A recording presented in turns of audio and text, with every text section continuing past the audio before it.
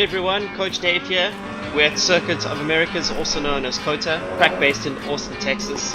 And a new track coming to ACC. Awesome, highly technical, 5.4 kilometers with a lot of undulations as high as 40 meters in some areas. Also the only track that currently hosts F1 MotoGP and SRO GT3 races, so pretty unique in that sphere as well.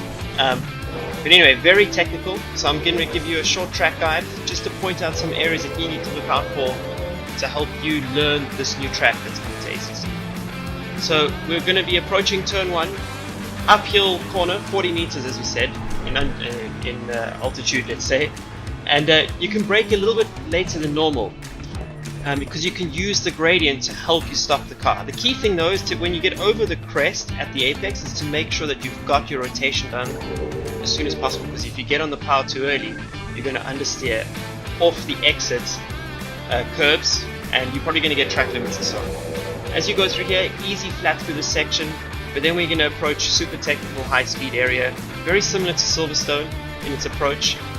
Each corner gradually gets tighter and slower.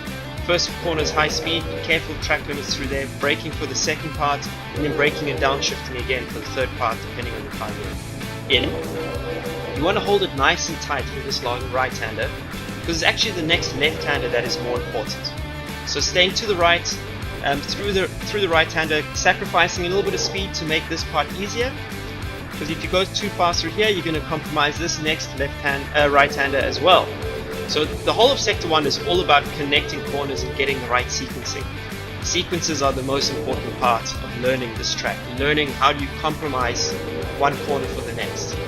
That left-hander there, provided you did the right-hander correctly, should be fairly easy, likely full throttle depending on the car you are in. And then we're going to approach our first hairpin, very good overtaking spot, nice and wide. You can really attack the apex if you're going for the inside move. If you're chasing lap time, nice wide entry.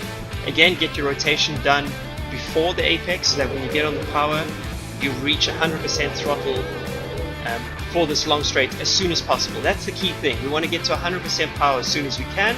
And we can only really do that if the car is pointing as straight as possible. So we've got to do all of our turning work on the entry to the corners, get our rotation done early so we can get to 100% power. Heading down the super long straight, we're going to approach another prime overtaking zone. Keep in mind that this is not actually a hairpin. It's actually a little bit more open than a hairpin, but still very tight. You're going to be braking just before the 100 board and take a nice early apex and get on the power early as well. Use all the track on the exits, then come back to the left as soon as you can and turn and brake quite early into this one, and try your best to hold a tight line. Connect these two right-handers together. Consider that it's one long corner instead of two separate right-handers. And then this part here is also very technical. Very tight left-hander that will surprise you essentially in how tight it is.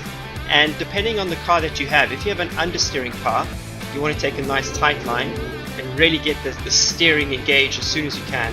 And if you have an oversteering car, you're going to take a much more wider open approach. So lots of line options in that left-hander, which is going to promote good racing as well. Lots of overtaking opportunities. This long right here, high speed right-hander, just got to hold it as tight as you can. If you get on the power too early through this long sequence, you're probably going to run wide and it's going to compromise this next section here, which is a high speed left-hander. Brake early so you can pick out your apex pretty soon, and then it will also allow you to get on the power earlier. If you go through there too fast, you're going to delay the point at which you can get on the power and you're probably going to run wide as well. You don't want to do that. For the final turn, we can brake slightly off track, but just be wary of the track limits. Use as much track as you can to open up the entry. It's actually quite a fast corner through here, and the only thing you have to worry about on the exit are those sausage curbs. If you're precise around this racetrack, and if you spend your time learning the reference points as best you can, you're going to be really quick and you'll benefit from the best lap times compared to your peers. So there you go, that's a track guide of the new Circuit of Americas which has just come to ACC. This is Coach Dave. Catch you on the next lap. Peace.